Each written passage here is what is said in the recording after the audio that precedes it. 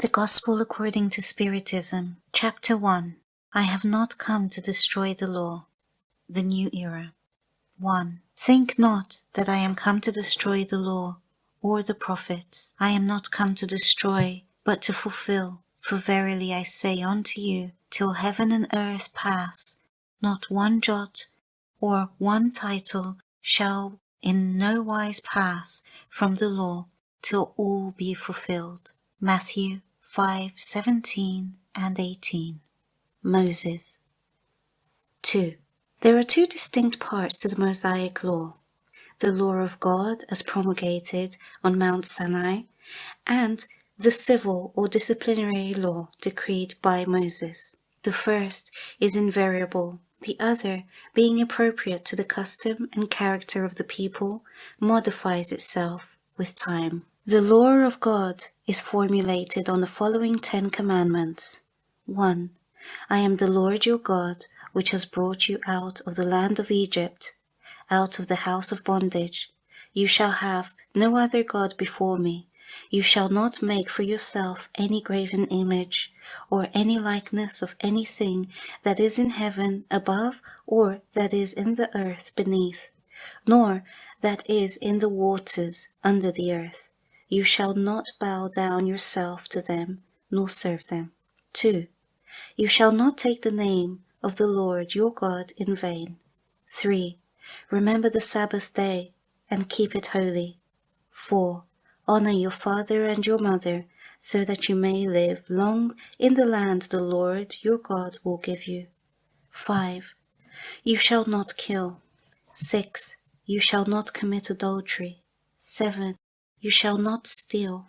8. You shall not bear false witness against your neighbor. 9.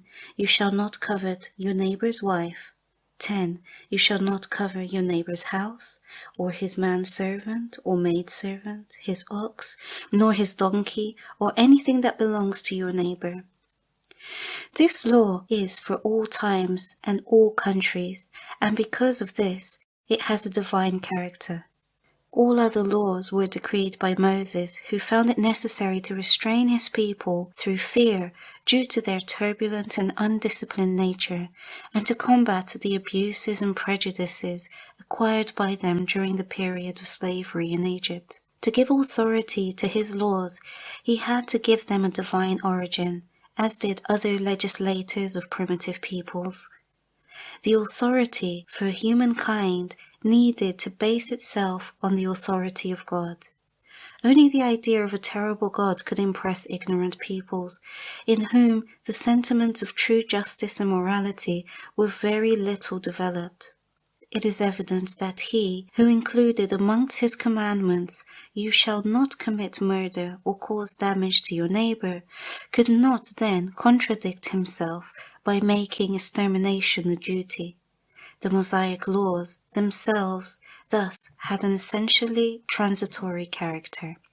Christ. 3. Jesus did not come to destroy the law, that is to say, God's law. He came to fulfill and develop it, to show its real meaning, and to adapt it to the degree of advancement of human beings at that time.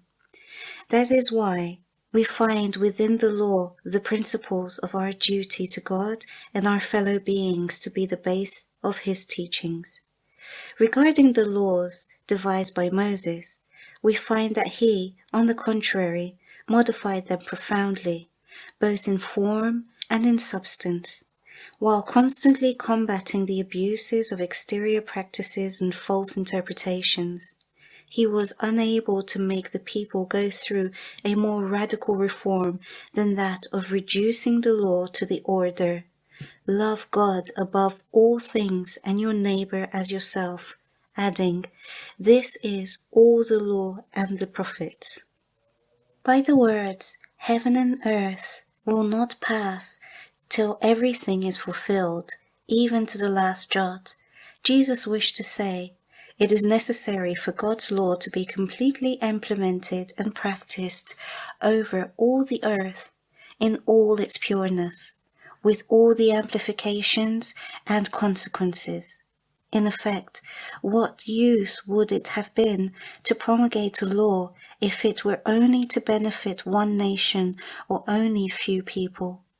Humankind, being sons and daughters of God, is without distinction and so subject to the same solicitude. 4. But the role of Jesus was not simply that of a moralist legislator, merely offering his words as exclusive authority. It fell to him to complete the prophecies which had announced his advent by means of the exceptional nature of his spirit and his divine mission. Jesus came to teach human beings that true life is not the one lived here on earth, but rather the life lived in heaven.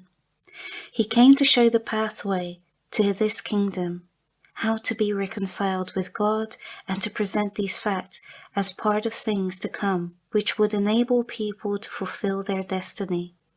However, he did not explain everything, but limited himself to offering only the initial part of the truth on many subjects, saying that people, as yet, could not understand the whole truth. Nevertheless, he talked about all things in implied terms. In order for people to be able to understand the hidden meaning of his words, it was necessary for new ideas and knowledge to mature, thus bringing the indispensable key, as these things could not appear before the human spirit had achieved a certain degree of maturity. Science still had to play an important part in the emergence and development of these ideas. Therefore, it was necessary to give time for science to progress. Spiritism. 5. Spiritism is a new science that has come to reveal to humanity, by means of irrefutable proofs, the existence and nature of the spiritual world and its relationship with the physical world. It appears not as something supernatural, but on the contrary, as one of the living and incessantly active forces of nature, as the source of an immense number of phenomena, which still today are not fully understood, and because of this, they are relegated to the world of fantasy and miracles. Christ alluded to this situation on several occasions, and it is the reason why much of what he said remained unintelligible or has been wrongly interpreted. Spiritism offers the key by which all can easily be explained. 6. The law of the Old Testament was personified in Moses, and that of the New Testament in Christ.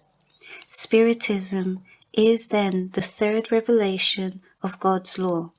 However, no one personifies it because it represents teachings given not by humans but by the spirits, who are the voices of heaven, to all parts of the world through the cooperation of innumerable intermediaries.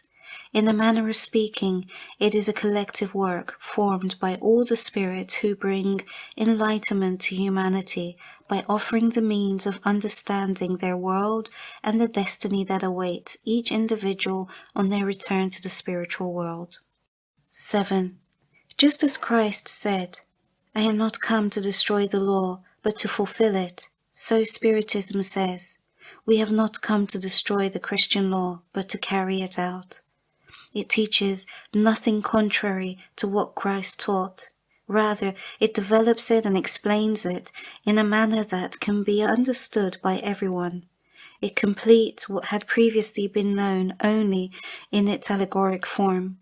Spiritism has come at the predicted time to fulfill what Christ announced and to prepare for the achievement of future things. It is then the work of Christ who, as he also announced, presides over the regeneration that is now taking place, that will prepare for the reign of the kingdom of God here on earth. The alliance of science and religion. 8. Science and religion are the two levers of human intelligence, one revealing the laws of the material world, the other revealing the moral world. Nevertheless, seeing that these laws have the same principles, which is God, they cannot contradict themselves. if they contradict one another, it would stand to reason that one was right and the other wrong. However, God could not have intended the destruction of his own work. Therefore, the incompatibility that apparently exists between these two ideas proves that they have been incorrectly interpreted due to excessive exclusiveness on both sides. For this reason, we have a conflict that has given rise to incredulity and intolerance. We have now reached a phase upon this planet when the teachings of Christ must be completed and the intentional veil cast over some parts of these teachings lifted. A time when science must desist of its exclusive materialism, so taking into consideration the spiritual element. When religion must cease to ignore the organic and immutable law of matter, so that both may become two forces, each leaning on the other and advancing together in mutual concourse. Then religion, no longer being able to oppose the overwhelming logic of the fact and no longer discredited by science, will acquire an unshakable power because it will be in agreement with reason. Science and religion could not come together until this time, as they could only see matters according to their own exclusive points of view, which in turn caused them to be reciprocally repelled. Something more was needed to enable them to close the gap that separated them, something which could unite them. This missing link is contained in the knowledge of the laws that govern the spiritual universe and its relationship with the world of matter. These laws are as immutable as those that govern the movement of the planets and the existence of all beings. Once this relationship has been proven by experiments, a new light began to shine and faith was directed towards reason. On encountering nothing illogical in faith, then finally reasoning is able to defeat materialism. However, as in many other matters, there are always those who remain behind until the general wave of movement towards progress drags them along. If they choose to resist, instead of accompanying this movement, they will eventually be crushed. So after an elaboration that has lasted for more than 18 centuries, a moral revolution is now in progress, operated and directed by spirit, as humanity reaches the climax of its present potentialities and marches towards a new era. It is easy to forecast the consequences, which will cause inevitably changes in social relations and be impossible to withstand, because they are determined by God and derived from the law of progress that is one of God's laws. Instructions from the Spirit. The New Era. 9. God is unique, and Moses was a spirit whom he sent on a mission to make known his presence, not only to the Hebrews, but also to the entire pagan world. The Hebrew people were God's instrument to enable him to manifest through Moses and the prophets. The vicissitudes suffered by these people were meant to attract their attention and so help disclose the existence of the divinity. God's commandments, as revealed through Moses, contain the essence of the most comprehensive Christian morality. However, the biblical commentaries and annotations restrict their meaning, because if they had been put into action in all their pureness, they would not have been understood. Nevertheless, then 10 Commandments have become a brilliant frontispiece for a beacon destined to light up the pathway which humanity must follow. The morality taught by Moses was appropriate to the state of advancement of the people he proposed to regenerate. These people were semi-barbaric with respect to the perfecting of the soul, and would not have understood that God could be worshipped by other means than the Holocaust, or that it is necessary to forgive one's enemies. From the materialistic, scientific, and artistic points of view, their intelligence was remarkable, but they were morally backwards and could never have been converted by a holy, spiritual religion. Therefore, it is necessary that they were offered a semi-materialistic form of religion, as is presented in the Hebrew faith. The Holocausts spoke to their senses at the same time that the idea of God touched their spirits. Christ was the initiator of the most pure and sublime morality. That is to say, the morality of the evangelical Christian will renew the entire world by bringing together all human beings and turn them into brothers and sisters. It will cause charity to blossom forth in all hearts, as well as love for one's neighbour, so establishing a common solidarity between all peoples. Finally, from this morality, which will transform the whole earth, the planet will become the home of spirits far superior than those that have inhabited it until now. This is the law of progress that will be accomplished and to which nature is submitted. Spiritism is the lever that God is using to enable humanity to advance. The time has come in which moral ideas must be developed to bring about the progress determined by God. These ideas will follow the same route as that taken by the ideas of liberty, its predecessor. Do not think, however, that these developments will be effected without a fight. No. In order to reach maturity, these ideas will need discussion and conflict, so they may attract the attention of the masses. Once achieved, the beauty and sanctity of this morality will touch all spirits, who will in turn embrace a science that will give them the key to a future life and open the doors to eternal happiness. Moses showed humanity the way. Jesus continued this work. Spiritism will finish it. An Israelite Spirit. Mulhouse, 1861. 10. Once, in his undying charity, God permitted humankind to see the truth pierce the darkness. That day was the advent of Christ. After the living light had gone, the darkness returned. Having been given the alternatives of truth or obscurity, the world once again lost itself. Then, similar to the prophets of the Old Testament, the spirits began speaking and finally gave warnings that the world is trembling on its very foundations and thunder will resound. Remain steady. Spiritism is a divine order, as it is based upon the actual laws of nature, and you may be certain that everything of a divine nature has a great and useful objective.